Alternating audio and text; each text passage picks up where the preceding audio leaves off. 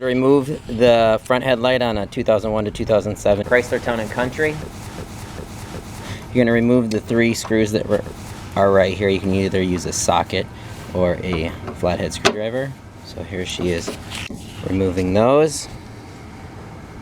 And it works nice to set those somewhere, so we're just going to set them up here. Next, you'll pull the light assembly out, you'll tip that down, and then you're going to unscrew the back of the light.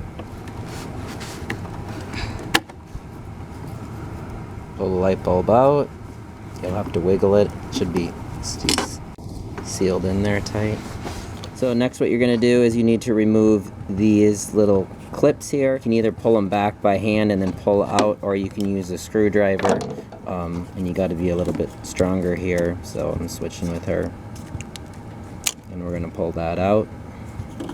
Next you're going to take your light bulb, and you don't want to touch it, so it's good to wear gloves or just be extra careful not to touch the glass. And we're going to put that light bulb in, and there's a little slot on here, so we'll just put that in and spin it until it drops into place.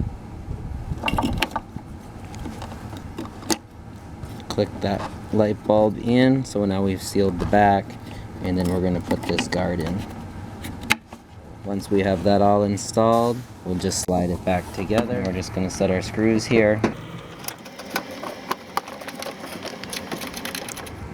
And we're not going to over tighten these, I don't want to break anything, so just get them extra snug and you're good. And then next thing you're going to do is check the lights. Are they both on? Mm-hmm. Once you know they're both working, you got them all switched up. And as always, please like and subscribe. Thanks for watching. Appreciate it.